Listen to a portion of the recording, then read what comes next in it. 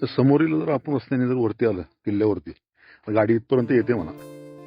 इथे आलं की किल्ल्याबद्दलची जी माहिती आहे, पेमगिरी, शहागड, या किल्ल्याला अशी बरीचशी नावे आहेत. त्याच्यामुळे इथं आलं की किल्ल्याची माहिती इथे भेटते. इथं वरती देवीचं मंदिर आहे, ते मंदिराकडे आपण नंतर जाऊ. प्रथम ह्या बाजूस काय आहे ते पाहून येऊया.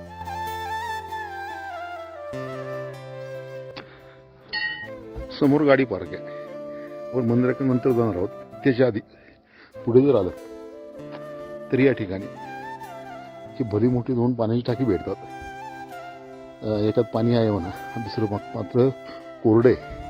पाणी मात्र वापरण्यासारखं नाही आहे. शहागड या नावाने प्रसिद्ध असलेला हा किल्ला अहिल्यादेवी नगर जिल्ह्यामध्ये संगमनेर तालुक्यामध्ये थोडा आडबाजूला असल्याने तसा दुर्लक्षितच म्हणावं लागेल. किल्ल्यावरती येण्यासाठी वन खात्याने बनवलेल्या रस्त्यामुळे किल्ल्यावरती येणं साहजिकच सोपं झालेलं आहे. त्या बाजूची पाण्याची टाकी पाहून जर आलं इकडे, देवीच्या मंदिरासमोर ही दीपमाळ आहे, जे की नवीन स्वरूपामध्ये आपल्याला पाहायला भेटते. ही दीपमाळ आहे. दीपमाळेच्या पुढे या बाजूस एक पाण्याची टाकी आहे आणि या बाजूस 3 पाण्याची टाकी आहेत. आणि हे आहे किल्ल्यावरील पुरातन देवीचं मंदिर.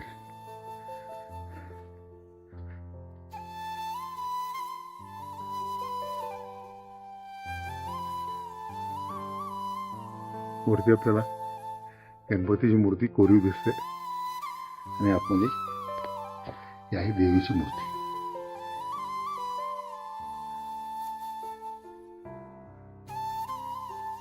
आणि पुन्हा आपण ही पलीकडे प्रथम जी आपण पाण्याची टाकी पाहिली तिथे येतो आणि टेहाळणी बुरुजाकडे जाण्यासाठी हा जो मार्ग आहे.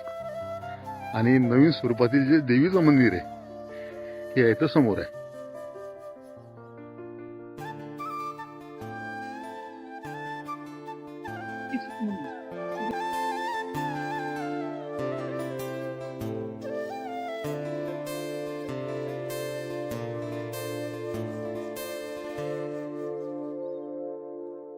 मंदिराच्या उजव्या बाजून जर आपण अलीकडे जर आलो ना, तर या ठिकाणी वन खात्याने एक उठण्या बसण्यासाठी, आराम करण्यासाठी एक छत्री बनवलेली आहे.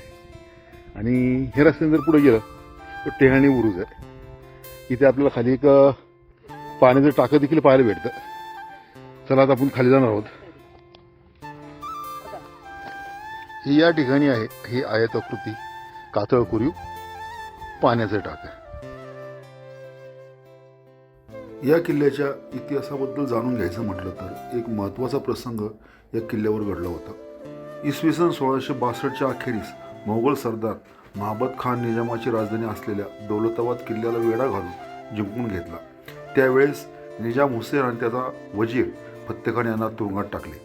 त्यावेळेस शहाजीराजांनी पेमगिरी किल्ल्यावर अटकेत असलेल्या निजामाचा अल्पवयीन मुलगा मूर्तिजा निजामशहाला सोडून गादीवर बसून शहाजीराजांनी स्वतःला निजामाचा वकील म्हणून जाहीर करून राज्य चालवायला सुरुवात केली.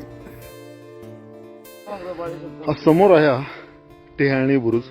किल्ल्यावर जरी आपल्याला जुन्या ज्या पाऊलखुणा पाहायला भेटत नाहीत, परंतु ज्या काही शिवकालीन ऐतिहासिक जे वारसे आहेत ते जपून ठेवण्याचा प्रयत्न त्या किल्ल्यावरती केल्याचा आपल्याला पाहायला भेटतो. समोर जर पाहिलं, समोरच्या डोंगरावर एकदम शेवटी मंदिर दिसतंय, ते बालेश्वर मंदिर आहे. तर बालेश्वर मंदिर दिसतंय की नाही कोणाच टाकून पाहूया, पाहण्याचा प्रयत्न करू आपण. हे बघा, हे डोंगरावर दिसतंय ना टोकावरती, हे आहे बालेश्वर मंदिर. ह्या रांगेला बालेश्वर डोंगर रांग म्हणून संबोधलं जातं. त्या बालेश्वर डोंगर रांगेला थोडासा वेगळा असलेला आहे पेमगिरी किल्ला. याला शहागड असं देखील म्हटलं जातं. आणि टेहाळणी बुरुजावरती जर आलं तर इथून लांबवरचा आपल्याला प्रदेश नजरेच्या टप्प्यात येतो. आणि आजच्या घडीला मात्र याच ठिकाणी वन खात्याने जे ट्रेकर ट्रेकिंग करून वरती येणारे लोक आहे त्या लोकांसाठी ही पाहिजे ही समोर ही शिडी मार्ग बनवलेला आहे, शेवटपर्यंत खालीपर्यंत जातो. हा खालचा सुपीक संगमनेर मधला प्रदेश मात्र छान दिसतोय असा, आहे की नाही. 1633 ते 1636 या 3 वर्षाच्या काळामध्ये येथे शहाजीराजांनी स्वतः राज्य स्थापनेचा प्रयत्न केला होता. जरी तो अयशस्वी ठरलेला असला तरी त्या प्रयत्नाने हिंदवी स्वराज्याची मुहूर्तमेढ रोवली गेली हे म्हणायला काही हरकत नाही. त्यामुळे या भूमीला स्वराज्य संकल्पभूमी असे म्हटले तर वावगे ठरणार नाही.